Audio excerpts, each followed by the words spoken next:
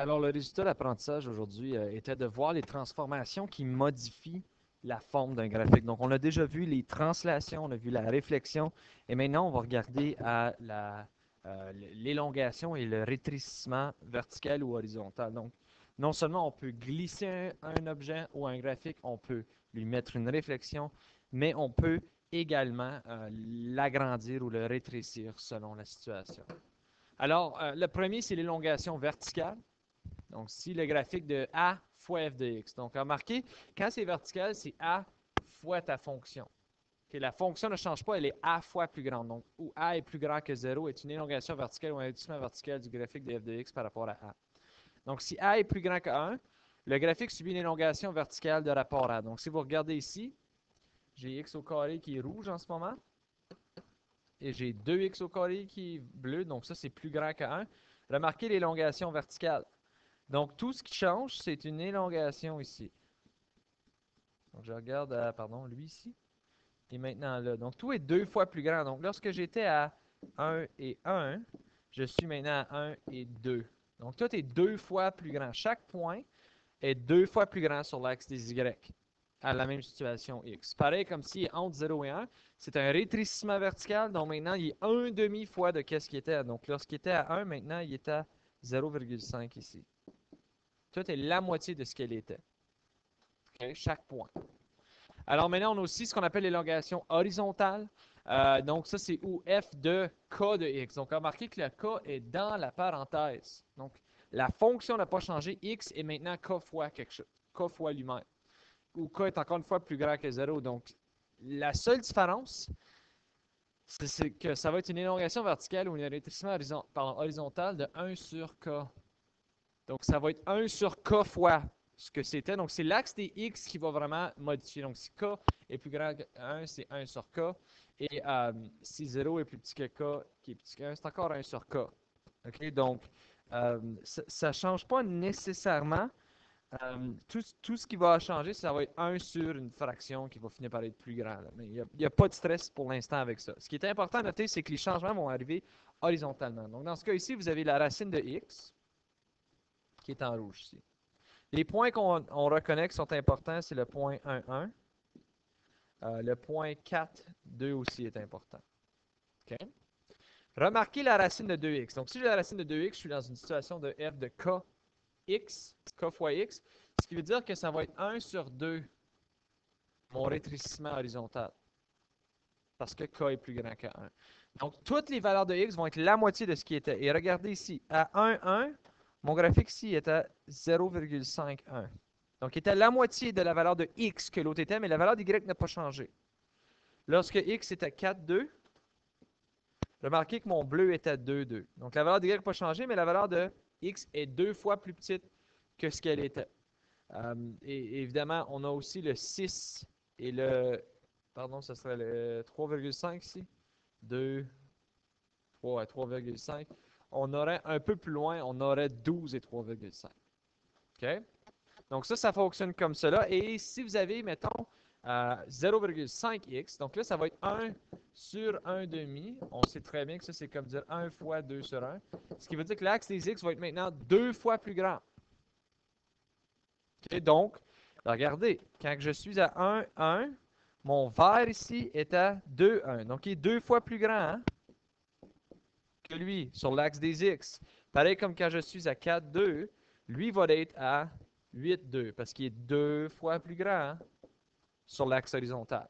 Okay, donc, les élongations fonctionnent de la même façon. Tout ce qui arrive, c'est des modifications à ton point. Donc, on va regarder à l'exemple g de x égale à 2 fois f de x pour l'équation racine de x. Ce que je vous suggère de faire, encore une fois, c'est faites-vous un petit tableau. Moi, c'est ce que je fais tout le temps. Je me dis, OK, j'ai x, f de x, qui est racine de x, là, et g de x. Compare les trois. À f de x, pour la racine carrée, je sais que 1, 1 existe. Right? Racine carrée de 1, 1. Mais avec 2 fois f de x, ça va être cette réponse ici, fois 2. Donc, ça va être 2 ici. OK. Racine carrée de 2, non. Racine carrée de 3, non. Racine carrée de 4, je le connais. Alors, je vais utiliser la racine carrée de 4 comme valeur de x. Racine carrée de 4, ici c'est 2. G de x, c'est 2 fois la réponse de f de x, donc je sais que ça va être 4. Et même chose pour 9, 3, 6. Donc on va tracer f de x en rouge et g de x en vert pour comparer les différences entre les deux. Alors, f de x, je sais qu'à 0, c'est 0. La racine carrée de 0, c'est 0. À 1, je suis à 1. À 4, je suis à 2. Et à 9, je suis à 3. Alors, voici f de x. La racine carrée de x. Maintenant, g de x, c'est 2 fois la racine carrée. Donc, toutes les valeurs sont 2 fois. Donc, à 0, 0, ça ne change pas. À 1, je suis à 2. À 4, je suis à 4. Et à 9, je suis à 6. Alors, voici g de x égale à 2 fois f de x. Donc, remarquez que toutes les valeurs sont 2 fois plus grandes. C'est simplement une élongation de toutes les valeurs de mes y. Donc, c'est une élongation verticale parce que c'est 2 fois la valeur de f de x. Si je voudrais ajouter la valeur de h de x, juste pour le fun, on va le faire en noir, ça sera la moitié parce que c'est 0,5, donc ça va être 1 demi ici. 2 divisé par 2, ça va être 1 ici. Et 3 divisé par 2, ça va être 1,5 ici. Donc, remarquez que lui va être un peu différent. Là. 0, 0, ça ne change pas. À 1, il est à 1 demi. À 4, il est à 1. Et à 9, il est à 1,5. Donc, voici h de x. Puis remarquez que ça, c'est juste la moitié. La moitié et la moitié. Donc, ça, c'est les élongations verticales. Okay? Donc, tu as simplement à prendre les points que tu connais et les placer dans le graphique. Pour une élongation horizontale, okay? Là, j'ai oublié de vous mettre un graphique, donc je vais aller le chercher.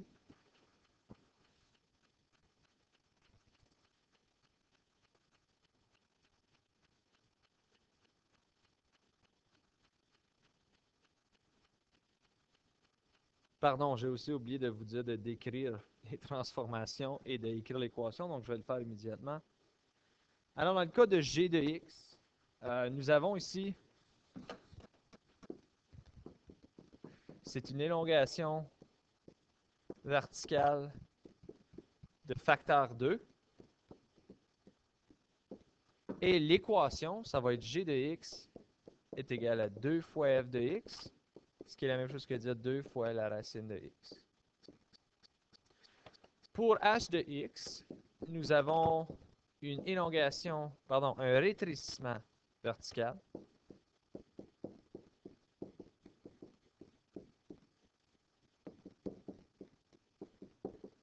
de facteur 1 demi. Et h de x va être donc égal à 1 demi fois f de x, ce qui est égal à racine de x sur 2. Maintenant, si on regarde au prochain. Donc maintenant, nous avons une élongation horizontale parce que la modification est dans la parenthèse. Hop, hop, hop. Voilà. Alors, moi, ce que je vous suggère, c'est encore une fois, faites-vous un petit tableau juste pour comparer. Okay? Vous ne perdez rien de le faire. Donc, je vais mettre mon x ici. Ouf, il est longtemps. F de x, g de x et h de x. Je vais les comparer les trois avant de tracer mon graphique. OK, donc je sais que x, pour la racine carrée de x, encore une fois, ça va être 1. J'ai usé noir, rouge, je ne sais pas. Je vais avoir 1. Je vais utiliser 4. Et je vais utiliser 9 encore une fois. OK. Donc, f de x, racine carrée de 1, c'est 1. G de x, ça va être 2 fois le x, donc ça va être 2. Ce qui veut dire que je vais me retrouver avec la racine carrée de 2. N'est-ce pas? Parce que ça va être 2 fois le x, donc 2 fois 1, puis c'est la même équation que f de x. Donc, ça va être la racine carrée de 2. Et ici, je vais avoir la racine carrée de 0,5. On va le mettre ça en rouge. 4. Donc, à 4, je vais avoir 2 comme réponse ici. Mais lui, je vais avoir la racine carrée de 4 fois 2, qui va être 8. Pardon. Oui, oui. Ce que je vais faire, tu sais quoi, je vais prendre des chiffres qui vont peut-être nous donner un petit peu plus d'allure, là. Nous allons utiliser dans ce cas ici 1, 2, 4 et 8. Vous allez voir dans un instant pourquoi. Non, ça ne fera pas une différence dans votre réponse finale. Donc, paniquez pas. C'est pourquoi, monsieur, tu as fait ça. Je vais le faire comme ceci parce que ça risque de me sauver un peu de trouble. Donc, dans ce cas ici, j'ai. Lui, il va être racine de 2. Lui, ici, ça va être juste 2 parce que 2 divisé par 2 fois 2, 4. Racine de 2, c'est 2.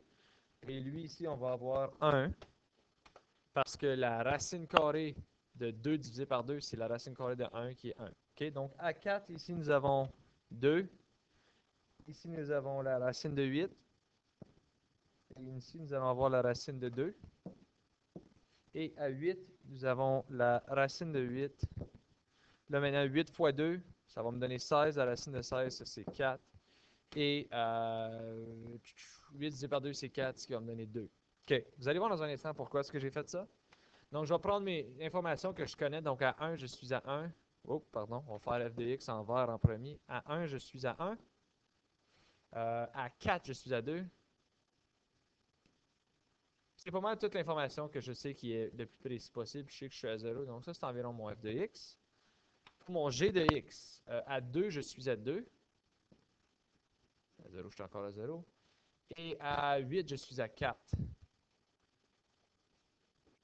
Donc ça, c'est g de x. Et pour mon h de x, pour terminer, à 2, je suis à 1. Je sais que je suis à 0, là. Et à 8, je suis à 2. Donc voilà mon h de x. Mais là, ce qui est important, ça va être de zoomer in un peu, et de le regarder d'une autre façon. C'est que les valeurs horizontales ont changé. Okay? Donc, c'est ça qu'il faut regarder. J'ai eu un rétrécissement horizontal. Parce que, mettons, quand que lui est à 1, lui est à 1, n'est-ce pas? Mais, lui ici va seulement être à 1 à 1 demi. Pardon, lui ici va seulement être à 1 à 1 demi. Parce que 2 fois x, 2 fois 1 demi me donne 1. Donc, ici, tu vois qu'il est à 1 à environ 1 demi. Puis lui ici va être à 1 à 2. Parce que c'est 1 sur k. Donc, 1 sur 1 demi, c'est égal à 2. Donc, il va être 2 fois en retard. Et pareillement comme le 4. 4, 2. OK, donc lui ici va être à 2, 2, ce qui est la moitié de la valeur de x. Et lui ici, pour rejoindre le 2, ça va être à 8 parce que 4 fois 2, c'est 8. Pardon, ça c'est mon erreur, j'ai juste mis à 1 ici. Oups là.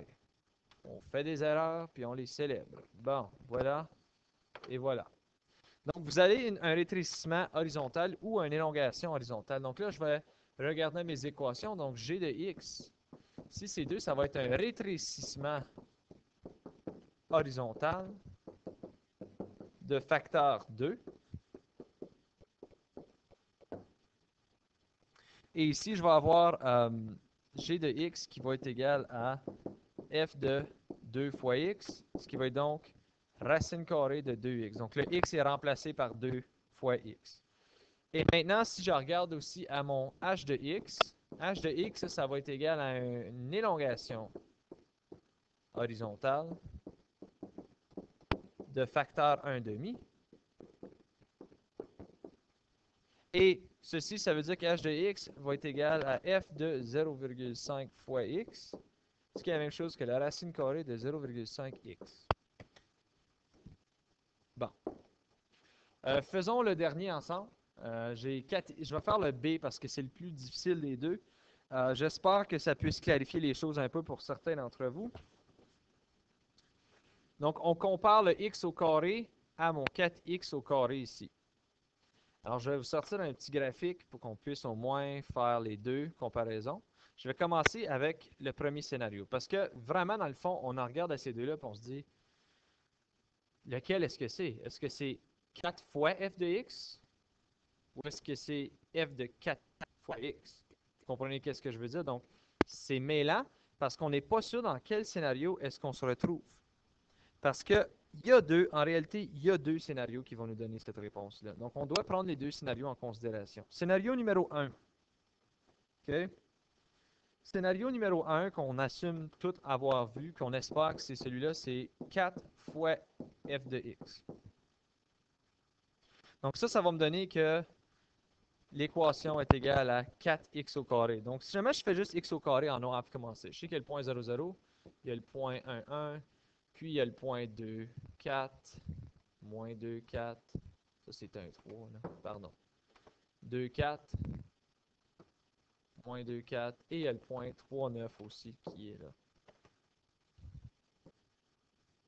Et le point moins 3, 9. OK. Donc, ça, c'est juste x au carré. Puis la transformation a besoin d'avoir lieu sur x au carré. Donc, tous les valeurs, si c'est ceci, tous les valeurs des y vont être 4 fois plus grandes. Donc, à 1, je vais être 4 fois plus grande, ou 1, je vais être à 4. Et à plus 4 ici. Donc, tout est une élongation verticale de 4 fois. OK? À 2, je serai à 2, 4. Donc, maintenant, je vais être à 2, je vais être à 8, parce que 8, il va être 4 fois, pardon, ça va être 4 fois 4 qui va être 16, ce qui ne fit même pas dans mon tableau. Donc, pour vous donner une impression générale, ça va être le graphique, ou c'est les longtemps. Ça va être le graphique de 4 fois x au carré. Je ne peux pas faire les deux autres parce que, regarde, ici, ça ici, c'est à 4, donc il va être 4 fois plus grand que 4. Ça va être à 16. Je n'ai pas 16 dans mon graphique en ce moment, mais vous avez au moins les deux points qui vous indiquent que les deux premiers points vont être 4 fois plus grands que ce qui était. Deuxièmement, je vais faire le deuxième scénario parce qu'il y a un scénario secondaire. Le deuxième scénario, c'est que c'est une élongation dans le scénario, puis là, paniquez pas là, quand je vais vous dire ça. C'est ceci. Là, il y a des gens qui vont être comme pourquoi? Bien, il n'y a rien qui dit que c'est une élongation verticale strictement. Ça peut être également une élongation horizontale ou un rétrécissement horizontal. Parce que remarquez une chose. F de 2x, c'est la même chose que si on le fait sur x au carré, là. 2x au carré. Là, le au carré doit distribuer au 2, ça donne 4x au carré. Faut pas vous oublier qu'il y a un scénario numéro 2 ici. Mais le scénario numéro 2 ne va pas nécessairement changer. Parce que j'ai un rétrécissement horizontal de 1 sur k. Donc, ça va être 1 sur 2. Parce que, n'oublie pas, ton k, c'est 2, là. C'est pas 4. C'est pas le 4, c'est quand j'ai distribué mon carré. Donc, 1 demi. Ça veut dire que toutes les valeurs de 1 sont maintenant à 0,5. Les valeurs de 2 sont maintenant à 1. C'est tout horizontalement changé. Donc, quand je suis à 1, 1, techniquement, je serai à 0,5. Si je suis à 2, 4, je vais être à 1, 4 maintenant. Pardon. Et à moins 1, 4. Donc, remarquez que c'est le même graphique si je le regarde du côté horizontal. Parce que si j'étais à 3, 9, je vais maintenant être à 9 à 1,5, qui est environ ici. Donc, c'est le même graphique. C'est juste qu'il faut que tu me listes les deux scénarios. Il ne faut pas que tu oublies de lister les deux scénarios. Les deux scénarios donnent la même chose. Il ne faut pas paniquer. Donc, ceci m'a fait à la leçon d'aujourd'hui. Si jamais vous avez des questions, n'hésitez pas à m'envoyer un message sur Edmodo.